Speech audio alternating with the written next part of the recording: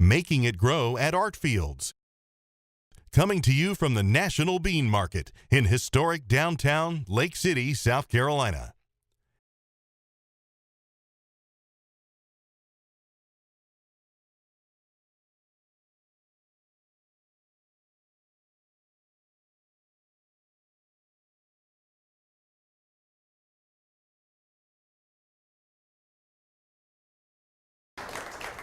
Welcome, welcome, welcome to Lake City. Welcome to the Bean Market. Welcome to a special edition of Making It Grow. We are so thrilled to see you all here. Thank you so much for coming, and I hope you'll have a wonderful time. And thank you to our terrific band, GLS and Company of Lake City. Thank you, and we can't wait to hear more from them later.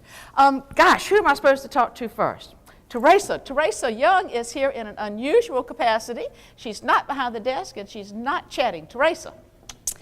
Hello, Amanda, and hello, everyone from Lake City. It's wonderful to be here in this magnificent venue on a beautiful day. Happy to be taking a little bit of a break from the chat room and getting to facilitate questions from the audience. We'll be doing that real soon. Amanda? Thank you so much. And for those questions, thank goodness we've got some people who know something. And the first person who knows a lot is Gary Forrester. Gary is an extension agent down in Horry County. What is happening in your part of the world? Well, right now we got a lot of cars, a lot of tourists. I'm in the agriculture, the horticulture department. A lot of tourists. Well, we're kind of waking up from the winter. Yeah. It was a pretty tough winter. We had a couple of ice storms. We were trying to fix all that, and we got some dead turf. So we're just slowly kind of waking things up. Dead turf, how unusual. Yeah. Well, one person who really is a new addition to our show periodically, and we're so thrilled, is Rebecca Turk. And Rebecca comes from Texas, but now she is an integral member of Moore Farms Botanical Gardens. Rebecca, thank you so much, and tell me what I've got sitting on top of my head today. You have a beautiful allium hat, which all came from the garden. Alliums are beautiful this time of year and one of our really focal spotlights of our bulbs right now in the garden, so it looks beautiful on you. But Gary made a remark about how I smelled. Well, onions and alliums. Have you ever had a yard that had wild onions in it and mow it, and that's kind of what it smells like? But they're beautiful, so. But Tony Melton is so sweet. He likes to eat hamburgers, so Tony, I'm sure you don't mind if I smell like it. Tony Melton, of course, is our Uber extension agent who looks over plants all over the PD and half of South Carolina. And Tony, it's wonderful to have you with us. And I know that we love locally grown and locally produced foods. Is there something coming up? I know the strawberries are in, and they are delicious. Oh, they're wonderful this year. But what else is right around the corner for us?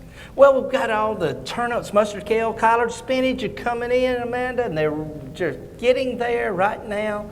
And I've seen some local that's been around at different farmers markets. I know. I found some local turnips and beets today and some sugar snap peas.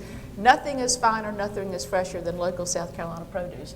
And one of our local now South Carolinians who we consider fine and fresh in a wonderful way is Vicki Bertinelli. And she's an extension agent, but today she's here in a different role. Vicki's in Aiken and Lexington. And Vicki, what you gonna do today? I'm gonna give Dr. John a hard time. Oh. That's my job today. I'm here with Dr. John Nelson, who's the curator and our resident botanist from the USC A.C. Moore Herbarium. And he is our resident plant identifier. And if folks want to have plants identified, how do they go about doing that? Well, Vicki, it's real easy, and a lot of people have taken advantage of this service, free public service. And if you have a plant that you'd like to get identified, all you have to do is send me a picture of it. Mm-hmm. And that's real easy. It could be sent to my email address. Which is? nelson@sc.edu. Okay. Otherwise, a picture could be sent to me through snail mail, okay. or you could bring it by the herbarium. And we can also post it on our Facebook page. Our on Facebook, Making It Grow's that Facebook works page. too. Okay. Yep. And if they want to drop something off to you, can they do that too? Yeah, this is the only herbarium in the country that has curb service. Well, look at that. So we'll run down. We are special here. Just call me up and we'll make an arrangement. I'll run down the stairs and Okay. see what you've got. Because it's hard to find parking. Right. That's what it is. Yeah. Okay. And the Okay. nice thing about that is that we really look forward to getting actual physical specimens of plants that people Because sometimes they get added to the herbarium to the collection. Okay. And I'm going to show later, what one of these plant presses looks like. Oh, Don't tell him yet. That's our surprise. I mean, We've got surprises. Don't spoil the surprise yet. All right. We'll see you guys in a little bit. Back to you, Amanda. Thank you. And talking about surprises, I hope this isn't going to be too hard a one, but Teresa has someone who I think is ready to ask us a question. Teresa? We sure do. Standing with me is Shirley from Daniel Island with our first question. Shirley, see if you can stump the panel today. Yes, I have dollarweed in my backyard and it's overtaken it, and how can I get rid of it? Oh, goodness, that awful, awful dollarweed. And since you are in the same area of the world, I bet you hear a lot of questions about dollarweed. Yeah. And what recommendations would you give Shirley? There's several herbicides that are labeled for dollarweed. A lot would depend on what kind of grass you have. Atrazine is one, but you want to be real careful with atrazine because you can run into some problems if you have small trees or ornamentals in the landscape. There's also another herbicide called Image, which some people have had good luck with, some have not. There's also some of the broadleaf weed killers will work, but any herbicide with weeds, sometimes there's a lot of little things that can work against it. So it's one of those things, it's kind of a management thing you're going to have to kind of work at. When you talk about management, is watering sometimes a factor? No, I mean, you can get dollarweed, they grow on sand dunes. Really? So, yeah, so. Because in a lot of our yards, if people have dollarweed up in Sumter, it seems to be sometimes because they're over-irrigating. Right, well, the reason for that is if you over-irrigate, you're going to cause a turf loss because you're over-irrigating, you cause a turf loss, you open it up, and the dollarweed's going to grow. I always learn something when Gary comes on the show. Thank you so much. And I won't tell anybody that he's over-irrigating since that never happens, right? Okay, Teresa, that was a very interesting question, and I learned as much as everybody else did. So what have we got up next? Well, hopefully this one will be equally as interesting. We have Judy from Lake City about plant selection. Judy? I would like to know what is a good ground cover plant for a border. All right, Miss Rebecca, you are up here beautifying the magnificent Moore Farms Botanical Gardens. Not that they needed much beautifying, but every time I come, they're more magnificent. What's a good ground cover to use for a border? Now, there's a lot of different ground covers you can choose. You know, if you're wanting something for just the shade, you could always do some of the more evergreen ground covers, or even some different ivies, and there's also some lower growing jasmines that you can do, but there's also some more annual ones you can do also that have the brighter green, like the green dollar ground cover, and those are also really nice for the landscape. And Tony, do you have any favorites that you like to use? Well, for a border, I was just thinking about your hat over there, man. You got, your alliums. I love garlic, and you can put flat leaf garlic, you can put round leaf garlic in there. What they call garlic chives. You can grow those, and they make a wonderful, and they have a beautiful flower. They do. And you can eat them. You can eat them. You get that baked potato coming out of the oven, and you are ready to go. Yeah, Ajuga is also a really nice one that it's one of my favorites right now too. Burgundy Glow's kind of on my mind right now with Ajuga. So. Oh, Ajuga! Some of those are so pretty. There's so many neat variegated ones now and purple ones, so that's a great one also. And the Ajugas have those beautiful flowers. All right, Teresa. Well, that was a fun question. Thank you so much, and I hope this next one will be one that we can answer too. Next, we have Hazel from Florence, and she's got a question about knockout roses. Yes, I've started planting knockout roses, and when they first bloom in the spring, they're beautiful, but they don't come back. I was under the impression that they just keep coming back and back, and I don't know whether it's because I'm not cutting them back or not pinching them back. And I really don't understand what that means, pinching them back, and is that why they don't come back after that first bloom?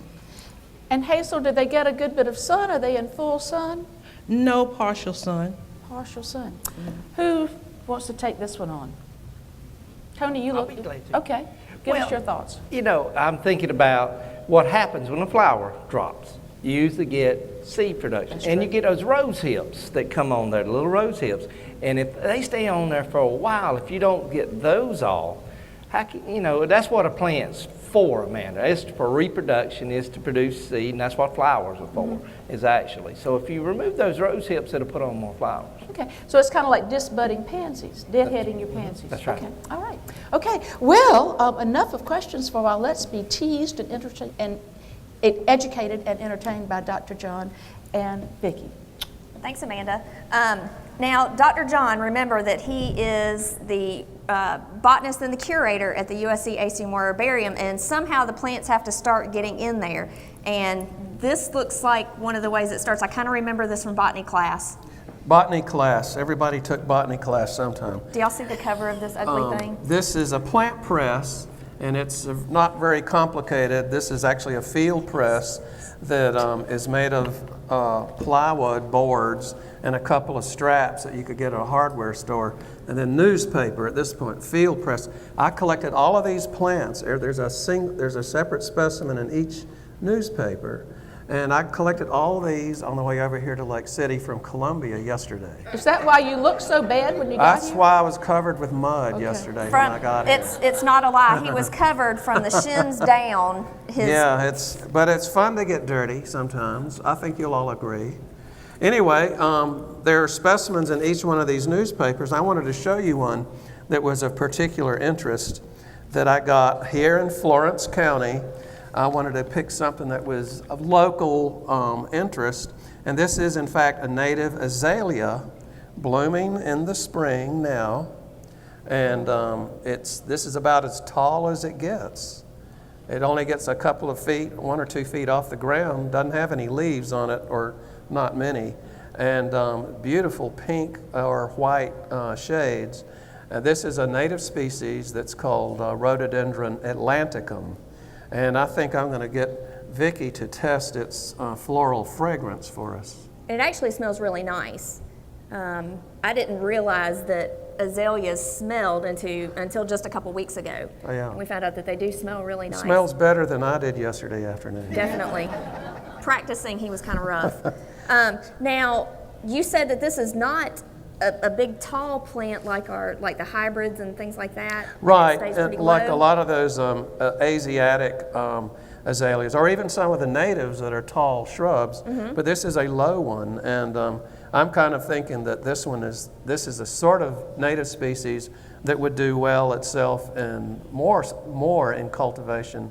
I don't commonly see this being grown by regular folks. And since this is a native, it's going to be deciduous and not an evergreen like the Japanese ones, right? This is a deciduous one. Okay.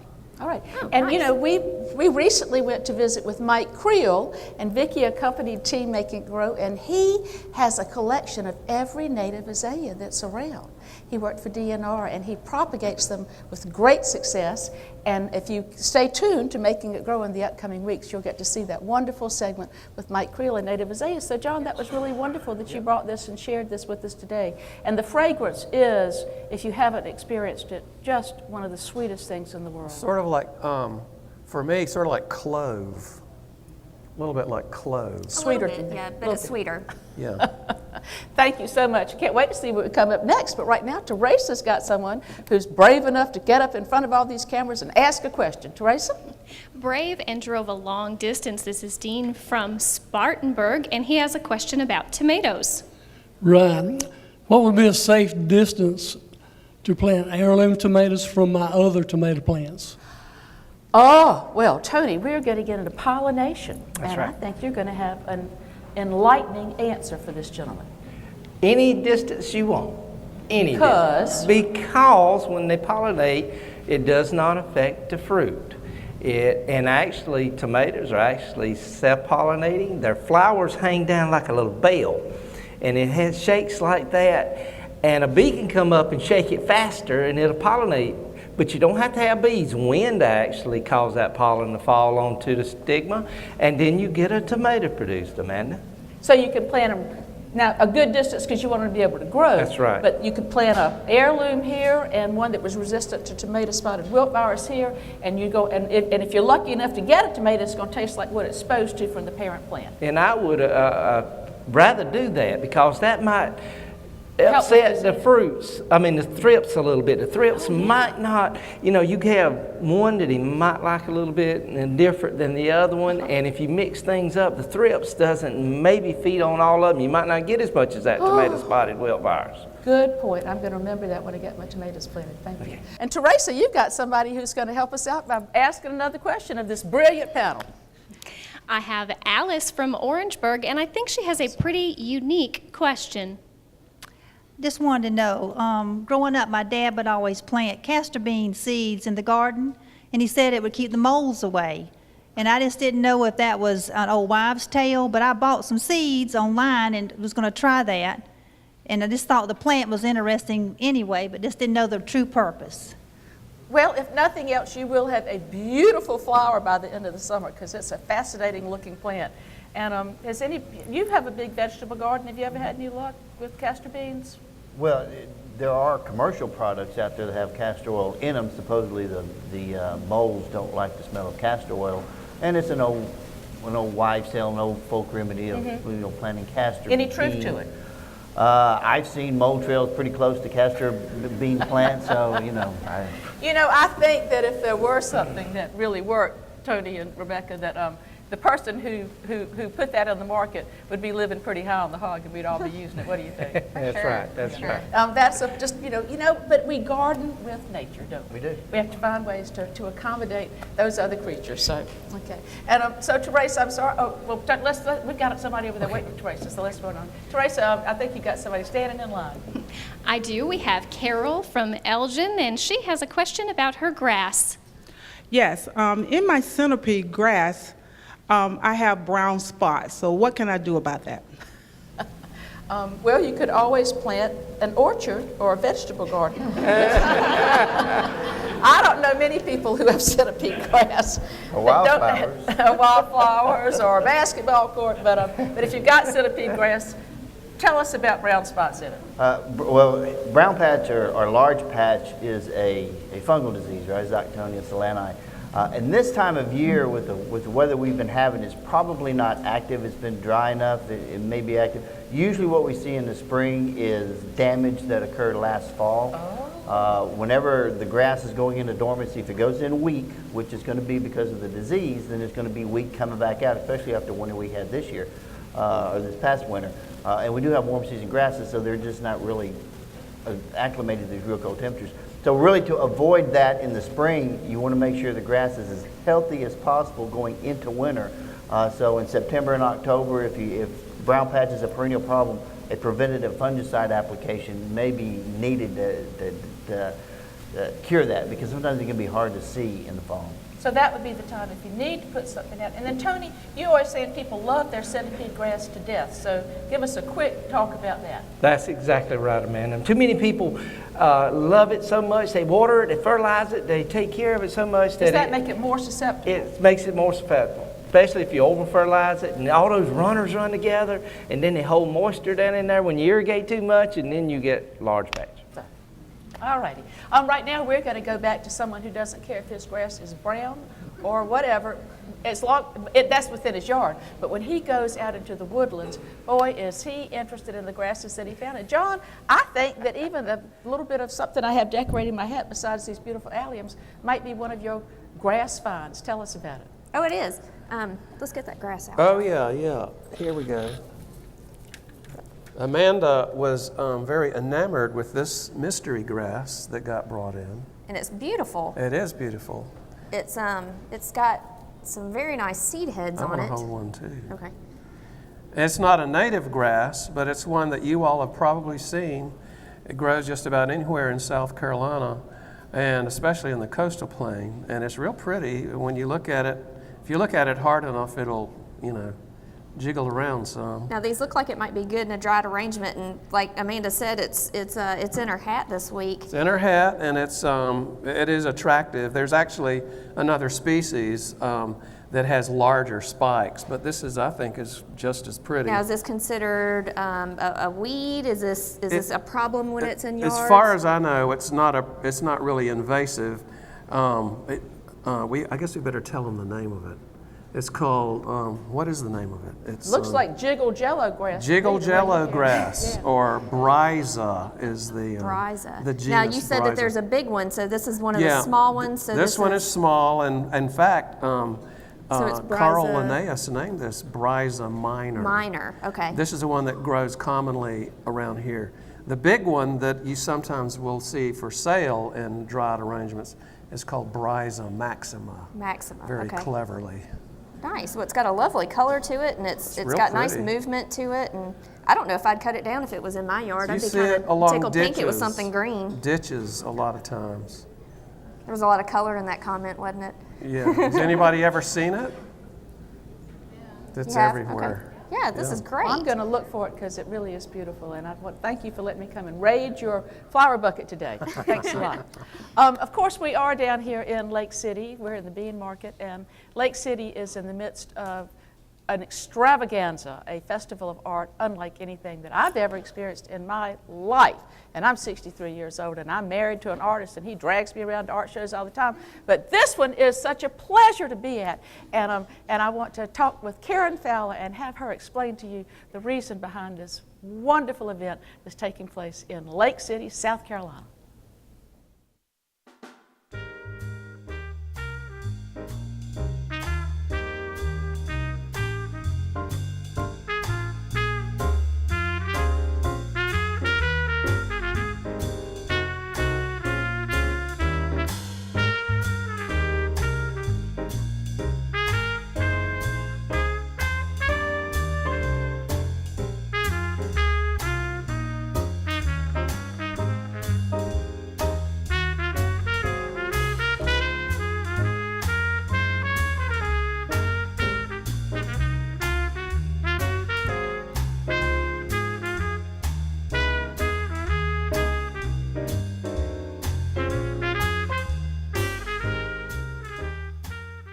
I'm speaking with Karen Fowler, the director of Art Fields, and we are down in Lake City, and boy, things are hopping. Karen, what is Art Fields all about? Art Fields is all about the art. It's also about our community. But 10 days we're spending here in Lake City with artists from all over the Southeast that are vying for $100,000 in prize money. It's quite exciting. And I think one of the fun things is you don't have to go into a big fancy museum and be quiet. This is a pretty go all over the town experience. This is so exciting. We have artists that some are in the High Museum in Atlanta, New York, all over the nation actually, even Europe, and yet they may be in Joe's Barbershop during this week. So it's incredible. It's incredible. Small town USA. And besides meeting the lovely people who live here and seeing the shops that provide the day-to-day backbone of business here, participants who come can actually be involved in seeing who gets selected for a lot of fun things. This is so important. It was important last year, but we've made it even more important this year. In fact, you can vote. You can change a person's life with a vote. You vote on your favorite piece, your favorite 2D piece, your favorite 3D piece, and this year we have an added bonus in that we have an art catalog, a full color art catalog. We have it here. With every piece in the show? Every piece is in the show, in the catalog, and so, but the only way you can receive this is if you register to vote. Aha. And then besides that, if I've got a bunch of children and I'm trying to have them learn about the importance of the environment and things like that, I think Kirkland Smith is coming to do something that's really exciting. Kirkland Smith, who was our popular vote choice last year, and everyone probably, anybody that came to Art Fields knew about the Steve Jobs piece. She's an assemblage artist, she's just so talented, and she's giving herself to us this year by doing a community mandala, which she uses recycled pieces that create somewhat of a kaleidoscope design. And so you can come to Art Fields, you can go and you actually design with colorful pieces that normally would have been in a trash pile. And we're making art with trash, with recycled items. The arts involve a lot of things besides two-dimensional and three-dimensional works. It involves voice and the expression of people's soul. And one of my favorite musicians is going to be a part of this. Mac Arnold. Mac Arnold and a Plate Full of Blues. He is so incredible. We had him last year. We have a Fields to Fork dinner this year. We brought it back by popular demand from last year. We had a farm to fork dinner last year. We've named it Fields because of Art Fields. And Mac Arnold will be our entertainment that evening. This will be Thursday night, and you can get your tickets online on our website. Karen, everybody's so excited about who are going to be the winners, and when is that going to be announced, and what's the venue? 8:30 Saturday evening, we will announce the 4 winners. We'll have entertainment on the green that night. We have actually the touch band will be there. We actually will have our Artfields Junior, our children's awards will be announced that evening as well. So it's just a wonderful evening to be there, have your family. Lots of artists are joining us, so we understand. It will be a big night. And then fireworks at the end. Oh, and then the final ceremonies, I think, is going to have a special choral group. Sunday is when it's over for 2014. The Claflin Choir will be our closing final act. Anyone that has heard Claflin knows they're just extraordinary. That day we will have our last walk for our artists, and we'll have a winner's stroll so you can see the winning pieces, and then end it with the community mandala, and then finally on the green with the Claflin Choir. And if people want to know more about what's happening here, what's the best way to find out? Absolutely. Please go to our website, www.artfieldssc.org, and then as well call us. 843-374-0180. I mean, I've been on the phone for weeks now. We love to tell people about Artfields, to tell them what to do, and come by and see us at 110 East Main Street. All righty. Well, I'm going to run down to the Brob and get my ticket and go out and vote. Please, thank you. And thank you so much for making it grow. We just appreciate you being here. This has been lots of fun.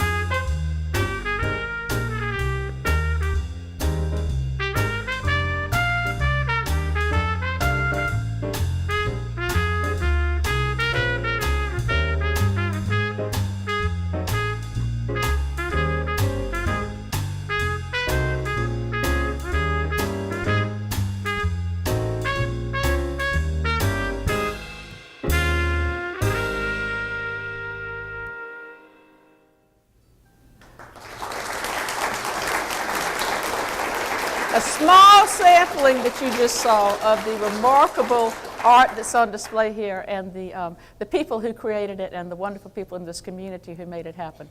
We are thrilled to be here and get to be part of this wonderful South Carolina event. And Teresa has another person with the question, and we've got some pretty smart people here. So Teresa, let's see if we can stump the panel this time.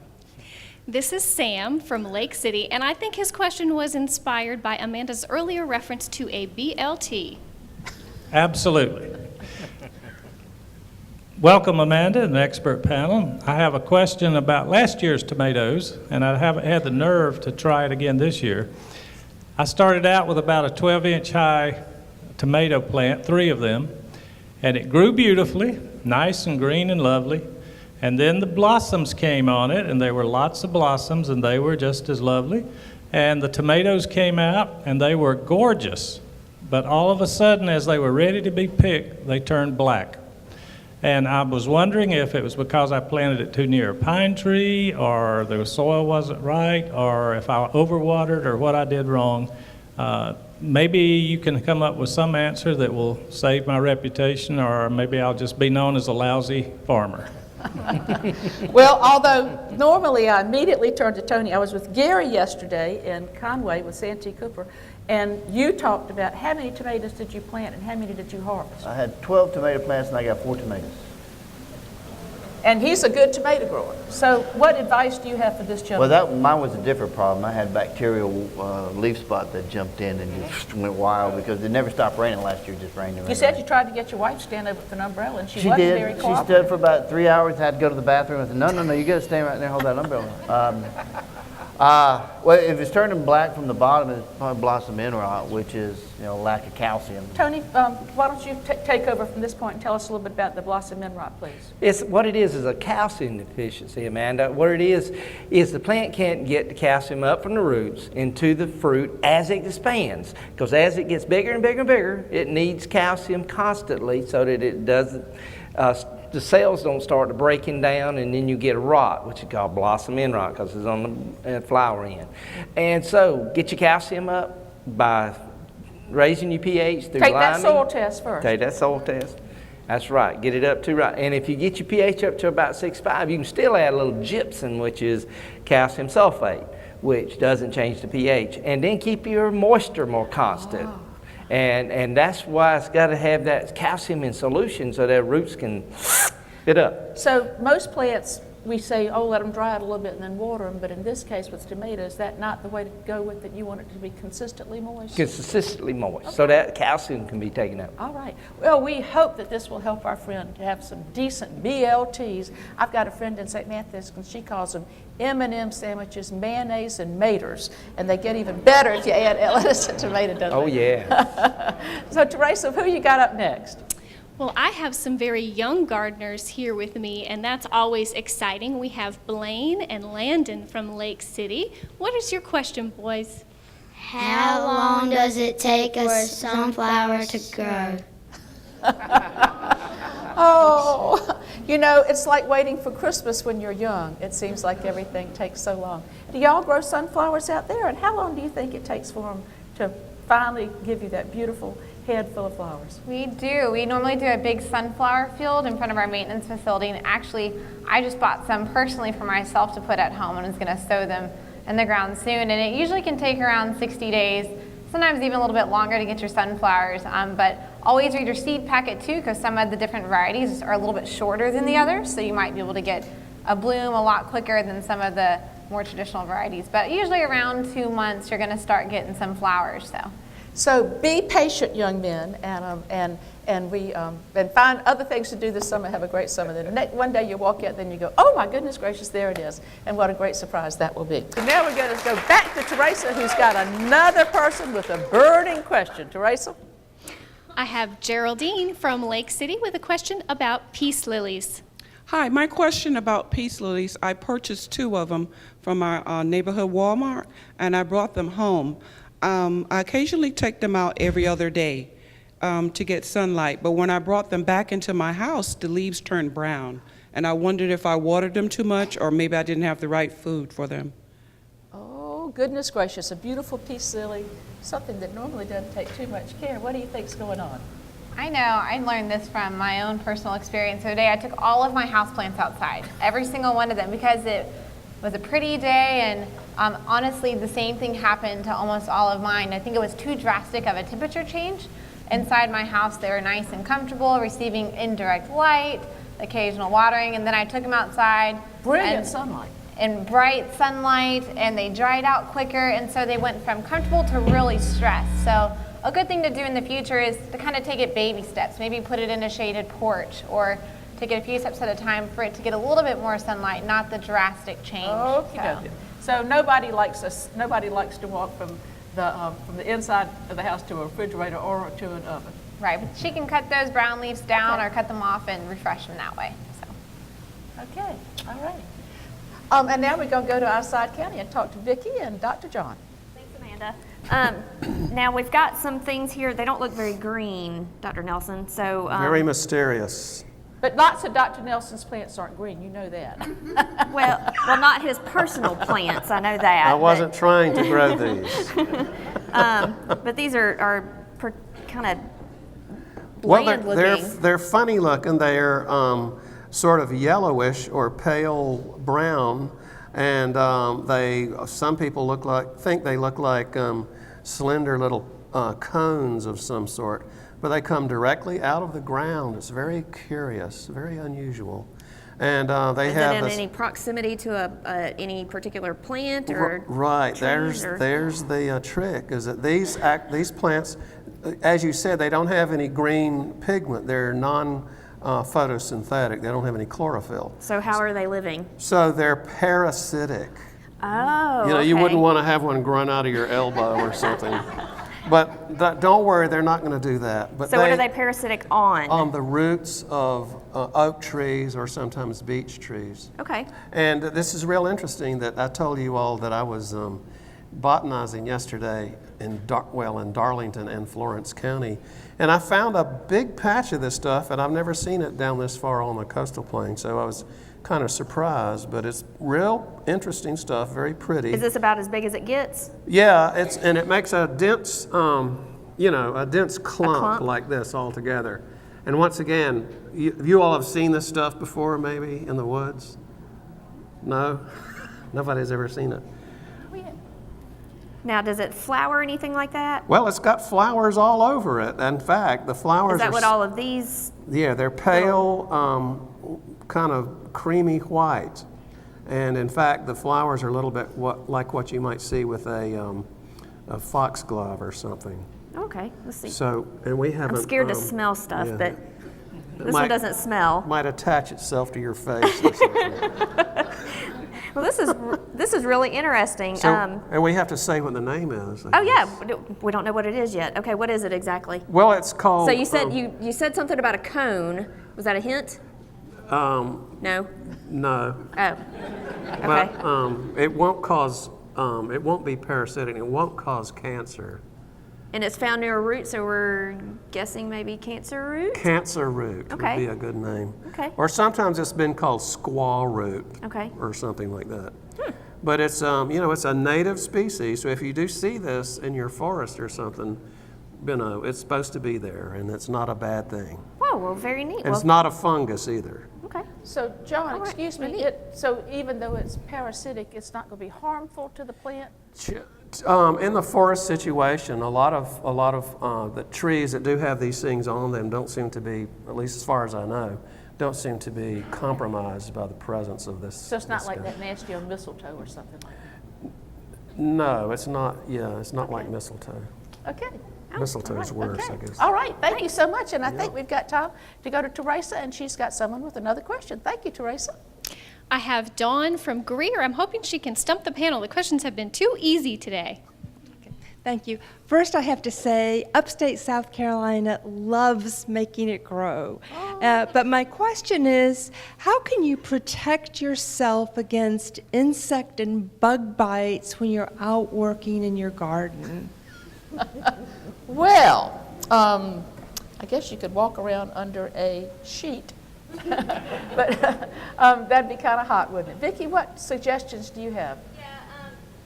Long sleeves help, especially if you have maybe a sensitivity to some kind of insecticide or a repellent, not an insecticide. You're going to be putting a repellent on, but maybe something like DEET. Those are wonderful repellents, and then you have to watch the timing depending on what the insects are. Watch the timing when you're outside to avoid them, like mosquitoes and things like that.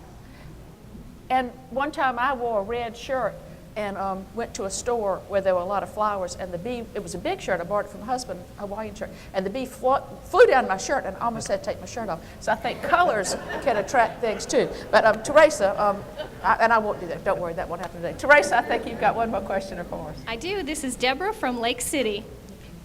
When do you groom a grapevine? Pruning grapevines. Oh, okay.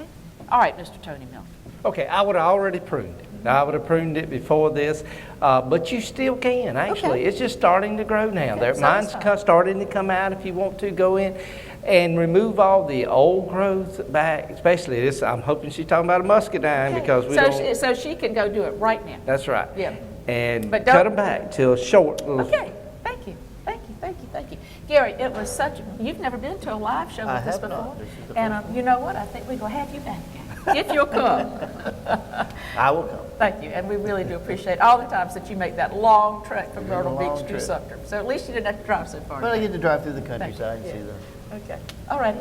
And we appreciate your coming, and you've got some things happening that I think might be exciting to some of our viewers. We do. We have so much going on in the garden right now. At Moore Farms Botanical. Moore Farms Botanical Garden. We have classes every month, 3 a month, but 2 things I really want to mention are on May 9th, it's a Friday, we have the Florence Symphony Orchestra playing in the garden. So we're really excited about that. It's going to be a romantic evening. And then on May 16th and May 17th, it's our next garden open, May Days. Where it's also going to be a barbecue. It's a really fun day. And for more information on all of our classes and our events and to set up tours, they can view our website at www.moorefarmsbg.org, or they can call me at 843-373-8068. Thank you for being with us. What kind of sauce is on the barbecue down here? It is South Carolina sauce. It is, I'm a Texas native, so I'm used to like really thick, sweet tomato sauce, but it'll be vinegar-based. It'll be delicious. Okay. Tony, we can't do something like this without you. Thank you for everything you do for us and for South Carolina. Thanks, Amanda. And I'm going to get out and look at all those summer vegetables this coming week and just enjoy watching them grow.